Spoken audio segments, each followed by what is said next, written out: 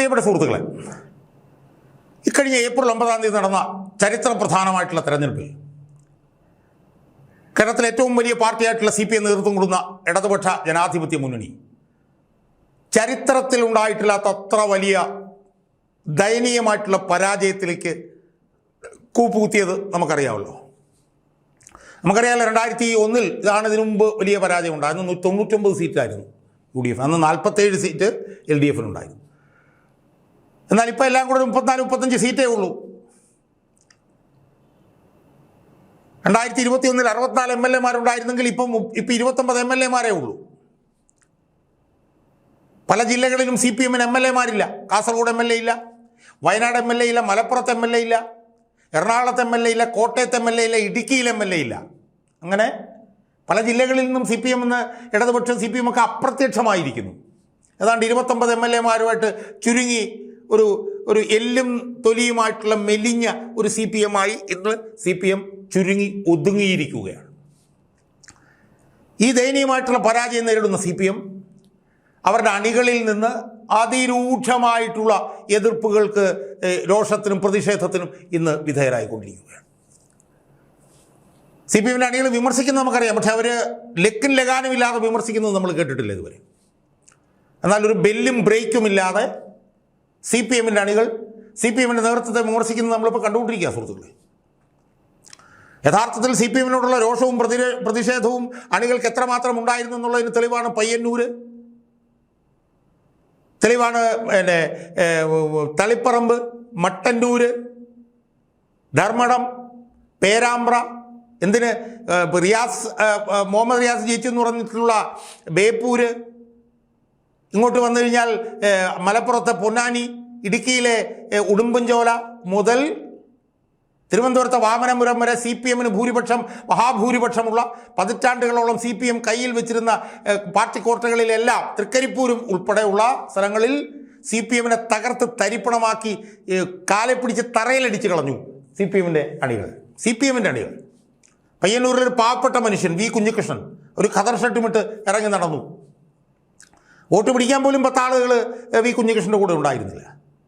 2021 തെരഞ്ഞെടുപ്പിൽ ഏതാണ്ട് 1,30,000 vote Paul ചെയ്തിൽ 92,000 വോട്ടുകൾ പോൾ ചെയ്ത് ഏതാണ്ട് 50,000 വോട്ടിന് ജയിച്ച മണ്ഡലമായിരുന്നു പയ്യന്നൂർ. കഴിഞ്ഞ 15 വർഷ തെരഞ്ഞെടുപ്പുകളായി പയ്യന്നൂർ CPM ജയിക്കുന്ന മണ്ഡലം. അവിടെ ആ പാവപ്പെട്ട കുഞ്ഞികൃഷ്ണൻ പാർട്ടി ഓഫീസ് പോലും ഉണ്ടായിരുന്നില്ല, അതുപോലും തുറക്കാൻ CPM-കാർ സമ്മതിച്ചില്ല. അയാൾ 7,000 വോട്ടിന് അവിടെ ജയിക്കുന്നു.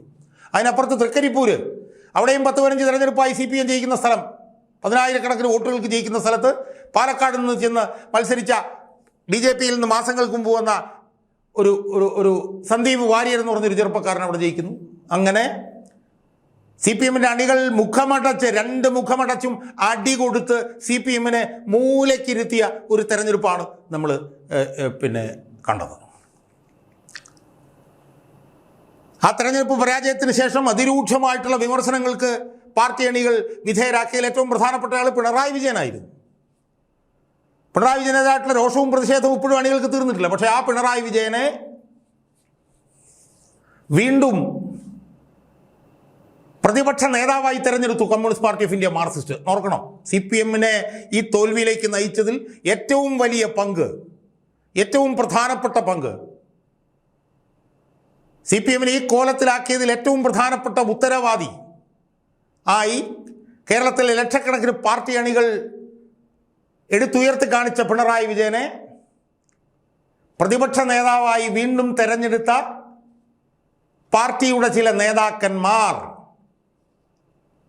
ആലോചിക്കണം, പാർട്ടി അണികൾ എടുത്ത് ദൂരെ കളഞ്ഞവൻ, പാർട്ടി അണികൾ കീറക്കടലാസ് ചുരുട്ടി ചവറ്റുകൊട്ടയിൽ എറിയുന്ന പോലെ എറിഞ്ഞവൻ, പാർട്ടി അണികൾ 2 കരണക്കുറ്റിക്കിട്ടും അടിച്ച നേതാവ്, ആ നേതാവിനെ വീണ്ടും കേരളത്തിലെ പ്രതിപക്ഷ നേതാവാക്കി തിരഞ്ഞെടുത്ത പാർട്ടിയുടെ ചില നേതാക്കന്മാർ ഇപ്പം ചില തുറന്നു പറച്ചിലുകളുമായി ഇറങ്ങിയിരിക്കുന്നു.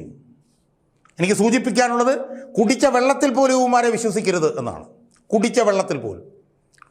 ഇന്നലെ ഒരു സെമിനാറിൽ ഇരുന്നു കൊണ്ട് പാർട്ടിയുടെ ദേശീയ സെക്രട്ടറി MA ബേബി പറയുകയാണ്, തളിപ്പറമ്പിൽ സംസ്ഥാന സെക്രട്ടറിയുടെ ഭാര്യയെ തീരുമാനിച്ചത്, ആ തീരുമാനം തെറ്റായിപ്പോയി, അത് ഒരു ഔചിത്യം കാണിക്കേണ്ടതായിരുന്നു. MA ബേബി പറയുകയാണ്. അയാളുടെ ഇപ്പുറത്തിരുന്നൊരു നേതാവ്, അയാളുടെ പേരാണ് P. രാജീവ്.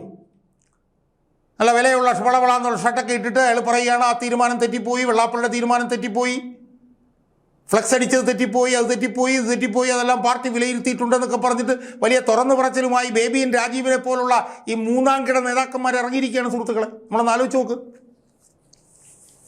എവിടെയായിരുന്നു ഈ ബേബിയും ഈ രാജീവും ഒക്കെ? ഈ ബേബി കഴിഞ്ഞ ദിവസം ചെയ്തതെന്താ? മാസപ്പടി കേസിൽ ED പിണറായി വിജയനെ ചോദ്യം ചെയ്തപ്പോൾ അറസ്റ്റ് വരിച്ച നേതാവല്ലേ ഇയാൾ പാർട്ടിയുടെ ദേശീയ ജനറൽ സെക്രട്ടറി അല്ലേ? പാർട്ടിയുടെ ഏറ്റവും പരമോന്നത നേതാവല്ലേ? ആ നേതാവായിരുന്ന ഇയാൾ കഴിഞ്ഞ 5 വർഷക്കാലമെങ്കിൽ 5 വർഷക്കാലം പിണറായി വിജയൻ കാട്ടിക്കൂട്ടിയ എല്ലാ വൃത്തികേടുകൾക്കും കൂട്ടുനിന്ന ഒരു ഭീരുവല്ലേ ഇയാൾ? ഭീരുവല്ലേ? പിണറായി വിജയൻ ഫ്ലക്സ് അടിച്ച് മോന്തായം കേരളം മുഴുവൻ കാണിച്ചപ്പോൾ ഈ MA ബേബി ഏത് മാളത്തിൽ കയറി വാലിൻ ചുരുട്ടി ഒളിച്ചിരിക്കുകയായിരുന്നു? പിണറായി വിജയൻ ഈ അഴിമതി മുഴുവൻ നടത്തിയപ്പോൾ ഈ ബേബി എവിടെയായിരുന്നു ദേശീയ ജനറൽ സെക്രട്ടറി? പിണറായി വിജയൻ്റെ പോലീസ് പാവപ്പെട്ട യൂത്ത് കോൺഗ്രസ്സുകാരെ അടിച്ച് തലപൊട്ടിച്ച് ഇപ്പം വിജയൻ രക്ഷാപ്രവർത്തനമാണെന്ന് പറഞ്ഞപ്പോൾ ഈ ബേബി ഏത് മാളത്തിലായിരുന്നു ഇയാൾക്ക് തെല്ലെങ്കിലും ഉളുപ്പുണ്ടോ എന്നാണ് ഞാൻ ചോദിക്കുന്നത്. പിണറായി വിജയൻ്റെ എല്ലാ വൃത്തികേടുകൾക്കും കൂട്ടുനിന്നിട്ട്, പിണറായി വിജയൻ്റെ എല്ലാ തോന്നിയാസങ്ങൾക്കും കൂട്ടുനിന്നിട്ട് പിണറായി വിജയൻ തോറ്റു മൂലക്കായപ്പോൾ തുറന്നു പറച്ചിലുമായി ഇറങ്ങുകയാണ് ഈ അവസരവാദിയായിട്ടുള്ള ഈ MA ബേബി എന്ന് പറഞ്ഞ നേതാവ്. പിണറായി വിജയൻ ചെയ്ത എല്ലാ തെറ്റുകുറ്റങ്ങൾക്കും കൂട്ടുനിന്ന ആളല്ലേ ഇയാൾ എന്തുകൊണ്ട് വെള്ളാപ്പള്ളി നടേശൻ്റെ വിഷയത്തിൽ ഇയാൾ എതിർ ശബ്ദം പുറപ്പെടുവിച്ചില്ല? എന്തുകൊണ്ട് ഫ്ലെക്സ് വെച്ചപ്പോൾ ഇയാൾ എതിർപ്പിൻ്റെ സ്വരം പുറപ്പെടുവിച്ചില്ല? എന്തുകൊണ്ട് കിഫ്ബിയിൽ നിന്ന് കോടിക്കണക്കിന് രൂപ എടുത്ത് പരസ്യ പ്രചരണം നടത്തിയപ്പോൾ ഇയാൾ എതിർപ്പ് പ്രകടിപ്പിച്ചില്ല? എന്തുകൊണ്ട് വിജയൻ കടക്കുപുറത്തെന്ന് പറഞ്ഞപ്പോൾ ഇയാൾ എതിർപ്പ് പ്രകടിപ്പിച്ചില്ല? എന്തുകൊണ്ട് വിജയൻ 40 വണ്ടികളുമായി കേരളത്തിൽ അങ്ങോട്ടും ഇങ്ങോട്ടും നടന്ന് ജനങ്ങളെ വെല്ലുവിളിച്ചപ്പോൾ ഇയാൾ എതിർപ്പ് പ്രകടിപ്പിച്ചില്ല? അന്നൊക്കെ വെറും പൂച്ചയെ പോലെ പിണറായി വിജയൻ ഒന്ന് ഇരുത്തി നോക്കിയാൽ മൂത്രമൊഴിക്കുമായിരുന്ന MA ബേബി ഇപ്പോൾ CPM തോറ്റ് മൂലയ്ക്കിരുന്നപ്പോൾ അയാൾ വരികയാണ്. എന്തിനാ വരുന്നതെന്നുള്ളത് ഈ P രാജീവ് എന്ന് പറഞ്ഞ അയാളെക്കുറിച്ച് പറഞ്ഞിട്ട് കൂടി ഞാൻ പറയാം. ആരാണ് P രാജീവ്? P രാജീവ് പതിറ്റാണ്ടുകളായി പിണറായി വിജയൻ്റെ ഒരു സ്റ്റൂജല്ലായിരുന്നു, ഒരു കോടാലി കൈയല്ലായിരുന്നു P രാജീവ്. എറണാകുളം ജില്ല അച്യുതാനന്ദൻ പക്ഷക്കാരാൽ സമ്പന്നമായിരുന്ന ഒരു ജില്ലയിൽ പതിറ്റാണ്ടുകൾക്ക് മുമ്പ് തന്നെ വിജയൻ്റെ ഒരു കോടാലി കൈയായി മാറിയ നേതാവല്ലേ ഈ P രാജീവ്? തെരഞ്ഞെടുപ്പുകളിലെല്ലാം തോൽക്കുകയായിരുന്നല്ലേ അയാൾ ചെയ്തത്? വിജയൻ്റെ ഒരു കയ്യാളും ഒരു കാര്യക്കാരനുമല്ലായിരുന്നോ? ഒരു പിണിയാളല്ലായിരുന്നു ഈ P രാജീവ്? അവസാനം 2021 തെരഞ്ഞെടുപ്പിൽ ഒരു ഒഴുക്ക് വന്നപ്പോൾ കളമശ്ശേരിയിൽ നിന്ന് ജയിച്ചു വന്ന ഒരു നേതാവല്ലായിരുന്നു P രാജീവ്? പിണറായി വിജയൻ ഏറ്റവും വലിയ കയ്യാളായതുകൊണ്ടല്ലേ ആദ്യത്തെ തെരഞ്ഞെടുപ്പിൽ ജയിച്ച ഇയാൾക്ക് വ്യവസായ നിയമം ഉൾപ്പെടെയുള്ള പ്രധാനപ്പെട്ട വകുപ്പ് കിട്ടിയത്? ആ പിണറായി വിജയൻ്റെ കൂടെ നിന്ന് പിണറായി വിജയൻ നിൽക്കാൻ പറഞ്ഞാൽ ഇരിക്കാൻ പറഞ്ഞാൽ കിടക്കുകയും ചെയ്ത ആളായതുകൊണ്ടല്ലേ ആ പ്രധാനപ്പെട്ട വകുപ്പ് കിട്ടിയത് അയാൾക്ക്? അയാൾ കഴിഞ്ഞ 5 വർഷക്കാലം പിണറായി വിജയൻ്റെ ചവിട്ടടിയിലല്ലായിരുന്നോ മന്ത്രിയായിട്ട്? പിണറായി വിജയൻ ചെയ്ത എല്ലാ അഴിമതി പ്രവർത്തനങ്ങൾക്കും എല്ലാ വൃത്തികേടുകൾക്കും മനുഷ്യാവകാശ ലംഘനങ്ങൾക്കും കൂട്ടുന്ന നേതാവല്ലായിരുന്നോ ഈ രാജീവ്? ഈ രാജീവിൻ്റെ തെറ്റുകൾ കൊണ്ടാണ് എറണാകുളം ജില്ലയിലെ ഒട്ടുമിക്ക സ്ഥാനാർത്ഥികളും തോറ്റത് എന്ന് എറണാകുളം ജില്ലാ കമ്മിറ്റി വിലയിരുത്തിയിട്ടില്ലേ സുഹൃത്തുക്കളെ? ഇത്തവണത്തെ തെരഞ്ഞെടുപ്പിൽ എന്താ സംഭവിച്ചത്? ആകെ 10-15 ദിവസമാണ് തെരഞ്ഞെടുപ്പ് പ്രചരണത്തിന് കിട്ടിയത്. അവിടെ ഒന്ന് മത്സരിച്ച ആരായിരുന്നു? ഇബ്രാഹിം കുഞ്ഞിൻ്റെ മകൻ, ഒരു മുസ്ലിം ലീഗുകാരൻ, ആരാലും അറിയപ്പെടാത്ത ഒരു നേതാവ്. ആ നേതാവിനോട് 10-20,000 വോട്ടിന് കൂടുതൽ തോറ്റ ഒരു കീറക്കടലാസും ഒരു ചരക്കുമല്ലേ ഈ P രാജീവ് എന്ന് പറഞ്ഞിട്ടുള്ള ഈ നേതാവ്. അയാൾ വന്നിട്ട് ഞെളിഞ്ഞിരുന്ന് വലിയ വിലയുള്ള ഷർട്ടൊക്കെ ഇട്ട് ഞെളിഞ്ഞിരുന്നുകൊണ്ട് അയാൾ പറയുകയാണ് പാർട്ടി അങ്ങനെ തെറ്റ് സംഭവിച്ചു, പാർട്ടി ഇങ്ങനെ തെറ്റ് സംഭവിച്ചു. ഇയാൾ ആരുവ എന്നാണ് സാധാരണ പാർട്ടി അണികൾ ചോദിക്കുന്നത്. അപ്പോൾ അതുകൊണ്ട് ഞാൻ സുഹൃത്തുക്കളെ ദീർഘിപ്പിക്കുന്നില്ല. ഞാൻ പറഞ്ഞ ഒറ്റ കാര്യമേ ഉള്ളൂ. ഈ തുറന്നു പറച്ചിലൊന്നും ആഴത്തിലുള്ള തുറന്നു പറച്ചിലല്ല. ഈ തുറന്നു പറച്ചിലൊന്നും നടത്താൻ ഇവർക്ക് യാതൊരു അവകാശവുമില്ല.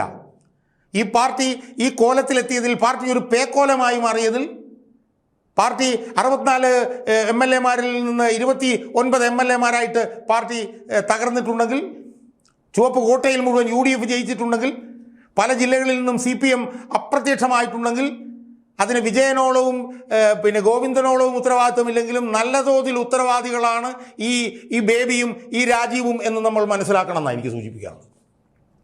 എല്ലാ വൃത്തികേടുകൾക്കും കൂട്ടുന്നതിന് ശേഷം തോറ്റ് തുന്നം പാടി കഴിഞ്ഞപ്പോൾ തുറന്നു പറച്ചിലുകളുമായി ഇറങ്ങുന്നു. എന്താണ് ഇവരുടെ ഉദ്ദേശം? നമ്മളത് മനസ്സിലാക്കണം. ഇവരുടെ ഉദ്ദേശം തുറന്നു പറച്ചിലും പാർട്ടിയെ തെറ്റിതിരുത്തലും പാർട്ടിയെ നന്നാക്കലൊന്നുമല്ല. അടുത്ത സമ്മേളനത്തിൽ പാർട്ടി പിടിക്കണം. അടുത്ത സമ്മേളനത്തിൽ പാർട്ടിയുടെ നേതൃത്വത്തിലേക്ക് വരണം. അടുത്ത സമ്മേളനത്തിൽ ഈ എടുക്കാത്തിരക്കും ഈ ഏഴാം കൂലിയുമായിട്ടുള്ള പി രാജീവിനെ സംസ്ഥാന സെക്രട്ടറി ആക്കണം. അതാണ് ബേബിയുടെ ലക്ഷ്യം.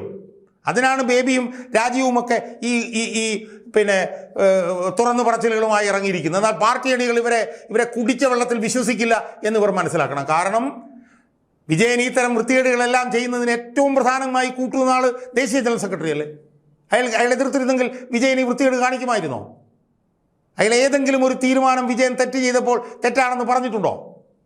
അയാൾ ഏതെങ്കിലും ഒരു തെറ്റ് വിജയൻ ചെയ്തപ്പോൾ അയാളെ തിരുത്താൻ ശ്രമിച്ചിട്ടുണ്ടോ? ഇല്ല എന്ന് മാത്രമല്ല, അതിനൊപ്പം നിന്ന് ഈ തെറ്റുകളെല്ലാം ചെയ്യാൻ വിജയനെ പ്രേരിപ്പിക്കുകയും വിജയനെ സഹായിക്കുകയും വിജയന് പിന്തുണ കൊടുക്കുകയും ചെയ്തതിന് ശേഷം തോറ്റു കഴിഞ്ഞപ്പോൾ തുറന്നു പറച്ചിൽ പി രാജീവ് എന്ന് പറഞ്ഞ പിണറായി വിജയന്റെ പിണിയാൾ, പതിറ്റാണ്ടുകളായി പിണറായി വിജയനോടൊപ്പം നിന്നയാൾ, പിണറായി വിജയന്റെ പിണിയാളായതുകൊണ്ട് ഏറ്റവും പ്രധാനപ്പെട്ട വ്യവസായ നിയമവകുപ്പ് കൈയാളിയ അയാൾ ഇപ്പോൾ 10,000 വോട്ടുകൾക്കധികം തോറ്റപ്പോൾ തുറന്നു പറച്ചിലുമായി ഇറങ്ങിയിരിക്കുന്നത് ഈ പാർട്ടിയെ ശുദ്ധീകരിക്കാനോ ഈ പാർട്ടിയുടെ തെറ്റ് തിരുത്താനോ ഈ പാർട്ടിക്ക് പ്രത്യയശാസ്ത്ര ശുദ്ധി വരുത്താനോ അല്ല എന്ന് നമ്മൾ മനസ്സിലാക്കണം.